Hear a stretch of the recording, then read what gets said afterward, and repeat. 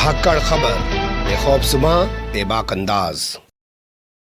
धाकड़ खबर के news room से मैं आपके साथ हूं अकरम रईस खान। जो खबर आपके सामने रखने जा रहा हूं, गुर्जर समाज ने बाकायदा एक महापंचायत का आयोजन किया था, उससे जुड़ी हुई है। हालांकि खबर मैं कुछ देर पहले भी आपके सामने रख सकता था, लेकिन जब यह खबर आई कि 6 बजे योगी मंत्रिमंडल का विस्तार होने जा रहा है और उसमें एक नाम उछल के आया कि तेजपाल सिंह नागर को भी मंत्री बनाया जा सकता है। आप जानते हैं तेजपाल सिंह नागर दादरी से बीजेपी के विधायक हैं और गुर्जर जाति से ताल्लुक रखते हैं और इधर गुर्जरों का आंदोलन चल रहा है। तो इसी बीच में अगर मैं आपके सामने खबर रख देता और बाद में खबर आ जाती कि तेजपाल सिंह नागर को मंत्री बना दिया गया है, तो खबर के तो मायने ही बदल जाते ना। तो इसलिए इंतजार करना पड़ा कि क्या तेजपाल सिंह नागर को मंत्री बनाया जाएगा या नहीं। उसी के बाद गुर्जर आंदोलन से जुड़ी हुई खबर आपके सामने रखी जाए, क्योंकि भोंपू मीडिया और उसके दलाल चाटुकार दंगाई पत्रकारों की औकात आज आप जानते ही हैं। गुजरात में किसका नाम चला रहे थे, कौन वहां पे मुख्यमंत्री बन गया, आप जानते ही हैं। उत्तराखंड में किसका नाम चला रहे थे, कौन वहां पे मुख्यमंत्री बन गया। और इसी तरीके से कर्नाटक में भी किसी और का नाम चला रहे थे, वहां पे भी कोई और मुख्यमंत्री बन गया। और ये सिर्फ बीजेपी के मामले में नहीं हुआ भोंपू मीडिया से, ये कांग्रेस के मामले में भी हुआ। पंजाब में किसी और का नाम चला रहे थे, वहां पे कोई और मुख्यमंत्री बन गया। तो इसलिए हमने कहा कि भोंपू मीडिया की खबर पर विश्वास करने की जरूरत नहीं है। 6 बजे जब मंत्रिमंडल का विस्तार होगा, मंत्रियों को शपथ लेते हुए देख लेंगे, उसके बाद ही खबर आपके सामने रखना ज्यादा बेहतर होगा। आप जानते होंगे जितिन प्रसाद को कैबिनेट मंत्री और उसके अलावा 6 को राज्य मंत्री बना दिया गया है। लेकिन तेजपाल सिंह नागर या नंदकिशोर गुर्जर जो गाजियाबाद की लोनी विधानसभा सीट से विधायक हैं, उनका भी नाम खूब उछल रहा था। इन दोनों में से किसी को भी मंत्री नहीं बनाया गया है। तो क्या गुर्जरों के अंदर जो गुस्सा पनप रहा है आदित्यनाथ योगी के खिलाफ, जो आगे हम तस्वीरों में देखेंगे, उसका सरकार को एहसास नहीं है? और क्या सरकार ने सीधे मान लिया है कि अब हमें जाट गुर्जरों की जरूरत नहीं है, इसके अलावा हम दूसरी जातियों का वोट हासिल करना चाहते हैं? अब आप कहेंगे कि गुर्जर के साथ में जाट का नाम क्यों जोड़ दिया? तो देखिए, पश्चिम उत्तर प्रदेश से किसी भी जाट को मंत्री नहीं बनाया गया है। जो ये मंत्रिमंडल विस्तार हुआ है, तो इससे भी सवाल खड़े हो रहे हैं कि जाट जो किसान आंदोलन का नेतृत्व कर रहे हैं पश्चिम उत्तर प्रदेश के अंदर, क्या उनके गुस्से से भी बीजेपी को डर नहीं लग रहा है? या 2017 की टैक्टिक्स पर चलते हुए, अपनी रणनीति पर चलते हुए बीजेपी ने anti Yadav, anti Jatav, anti Jat, anti Gurjar जो जातियां हैं उनको खड़ा करके 2022 का चुनाव जीतने की कोई रणनीति बना ली? इस पर एक अलग से विस्तार से खबर आपके सामने जो है वो रखूंगा। लेकिन फिलहाल अभी आते हैं गुर्जर आंदोलन पर।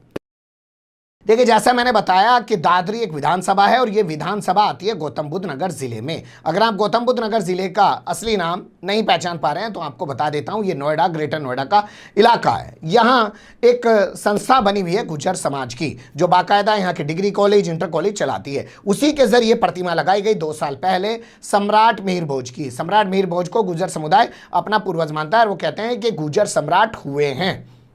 लेकिन आदित्यनाथ योगी कोरोना लॉकडाउन के चलते 2 साल तक इसका अनावरण करने नहीं आ सके। 22 सितंबर को वो इसका अनावरण करने आए, तो जो गुर्जर आगे लिखा हुआ था गुर्जर सम्राट मिहिर भोज, वहां से गुर्जर रातों रात में मिटा दिया। इसको लेकर गुर्जर समुदाय आग बबूला हो चुका है और आप देख चुके हैं, पहले भी मैं आपके सामने खबर रख चुका हूं कि कैसे हंगामे की तस्वीरें उभर रही हैं। वहीं राजपूत समुदाय यानी कि ठाकुर समुदाय सम्राट मिहिर भोज पर अपना एक अधिकार जता रहा है। वो कह रहे हैं ये हमारे पूर्वज हैं और उसको लेकर वो भी अपनी महापंचायतें, पंचायतें और सहारनपुर और मुजफ्फरनगर में सड़कों पर उतरकर आंदोलन कर रहा है और बाकायदा इंटरनेट बंद करना पड़ रहा है।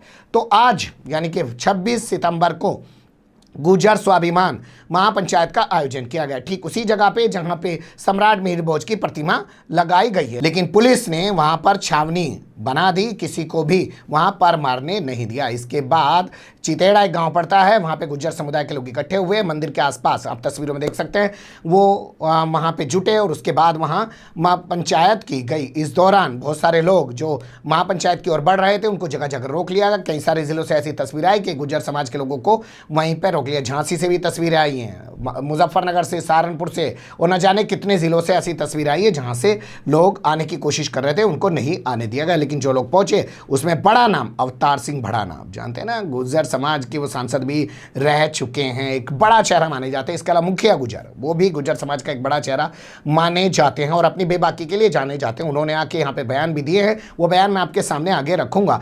लेकिन यहाँ बता दें आपको कि जो लोग आंदोलन की तरफ बढ़ रहे थे, यानी कि आंदोलन स्थल की तरफ जा रहे थे, महापंचायत स्थल की ओर जा रहे थे, उन्हें रोक लिया। उसमें समाजवादी पार्टी के नेता राजकुमार भाटी भी शामिल हैं। अब मैं आपके सामने एक एक कर तमाम बयान रख रहा हूं, सुन लीजिए किस कदर गुस्सा है। और वो सीधे तौर पर कह रहे हैं कि आदित्यनाथ योगी इसके लिए माफी मांगे, क्योंकि उन्हीं की वजह से ये नाम मिटाया गया है। अब जानते हैं आदित्यनाथ योगी राजपूत जाति से आते हैं और राजपूत जो हैं सम्राट मिहिर भोज पर दावा कर रहे हैं, इसलिए उनके नाम के आगे से गुजर मिटा दिया गया। इनका एतराज़ ये भी है कि ये सरकार के द्वारा नहीं लगाई जा रही थी प्रतिमा, कि सरकारी पैसे से लग रही थी, ये समाज के अपने पैसे से प्रतिमा लग रही थी और इस प्रतिमा से गुजर नाम मिटाकर गुजरों का अपमान किया है। इसको बर्दाश्त नहीं किया जा सकता। आप सुनिएगा अवतार सिंह भड़ाना को, आप सुनिएगा मुखिया गुजर को सीधे तौर पर कह रहे हैं कि हूँ मैं भारतीय जनता पार्टी में, मुझे इसका डर नहीं है, हो सकता है मुझे निकाल भी दिया जाए, लेकिन फिर भी मैं अपना अपमान बर्दाश्त नहीं कर सकता जो मेरी जाति का अपमान किया गया है। सुन लीजिए उनकी ज़बानी। मांगे ये हैं। मेरा नाम मुखिया गुजर है, मैं मेरठ से आया हूँ, पथिक सेना का राष्ट्रीय अध्यक्ष हूँ। मैं आज ये पंचायत इसलिए आयोजित की गई, 4 दिन पहले यहाँ माननीय मुख्यमंत्री जी आए और यहाँ पर गुजर विद्या सभा जो है, जो यहाँ पर हमारे मिहिर भोज में जो संचालित करती है शिक्षा का क्षेत्र, उनके द्वारा मुख्यमंत्री जी को आमंत्रित किया गया मूर्ति स्थापना के लिए। मुख्यमंत्री जी ने समय दे दिया आने का। उनके आने से एक रात पहले हमारे विद्या सभा के अध्यक्ष को हमारी पार्टी के भाजपा के जो विधायक हैं, स्थानीय और राज्यसभा सदस्य, उन्होंने धकियाते हुए ये कह दिया कि अध्यक्षता मैं करूंगा, राजनीतिक स्वार्थ के चलते हुए। ये अपमान हुआ हमारे अध्यक्ष जी का, हमारे सभा का।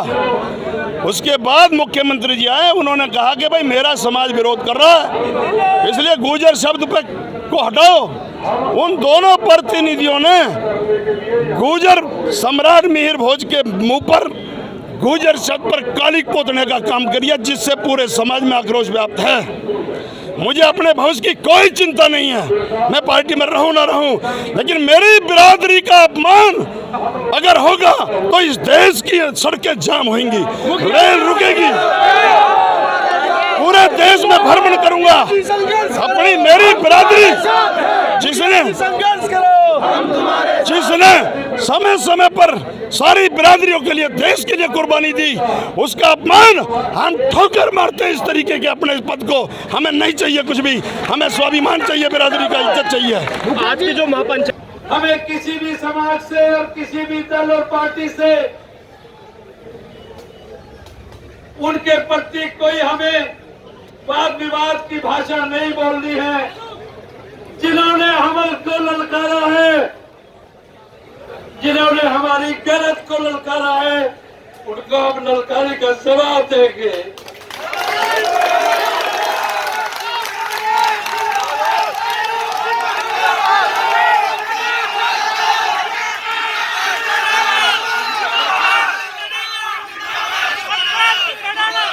लेकिन आपने संयम नहीं खोना।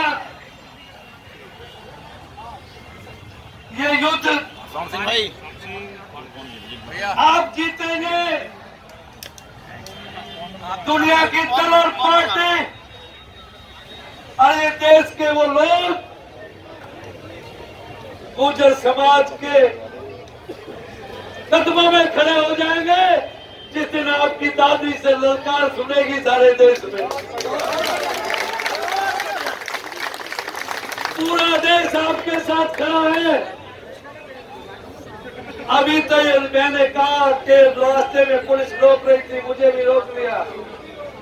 मैं कहा भाई गिरफ्तार कर ले, लेकिन ये सोच लेना एसपी और सीओ साहब, मुझे ज्यादा देर रोक लिया ना तो फिर तेरे वो आकाओं को ना, तुझे तेरा सिर फुटेगा, वो आका नहीं आएंगे तुझे बचाने।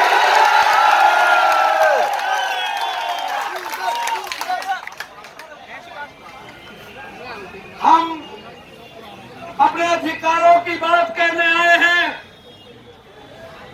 हमारे स्वाभिमान को चोट पहुंची है, उस पर अपनी समाज की पंचायत करने आए हैं और हम बिल्कुल अनुशासन ढंग से करना चाहते हैं। अगर हमको आप हमारा इतिहास जानते हैं तो उनकी समझ में आया, मगर गाड़ी घोड़ाओं को इनको रोक लो, थाने में बंद कर दो, हम जाएंगे, तुम लाठी चलाओ और गोलियां खोल दो, अगर तुम में दम है तो गोलियां चलाओ।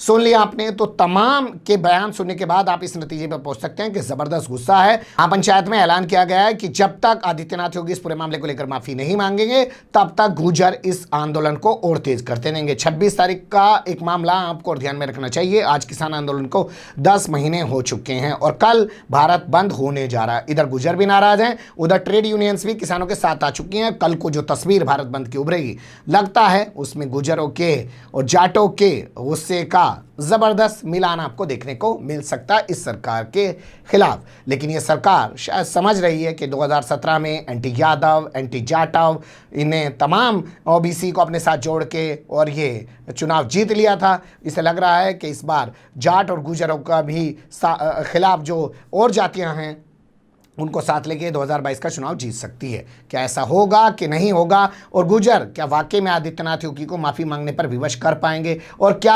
आदित्यनाथ योगी गुर्जरों के सामने इस तरीके से माफ़ी मांगने को विवश हो पाएंगे? कोई फ़र्क पड़ेगा क्या? मंत्रिमंडल विस्तार से तो कुछ ऐसा नज़र नहीं है। पर आप बने रहिएगा धाकड़ खबर के साथ, जो भी आता रहेगा उससे आपको रूबरू कराते रहेंगे। फिलहाल कमेंट्स के रूप में आप लोग अपनी राय दे सकते हैं, खबर को लाइक कर सकते हैं, चैनल को सब्सक्राइब कर सकते हैं, ज़्यादा से ज़्यादा हमारी खबरों को शेयर कर सकते हैं। फिर ऐसे ही किसी सुलगते हुए या उलझते मुद्दे लेकर मैं आपके सामने हूँगा हाजिर। फिलहाल अभी मुझे दें इजाज़त।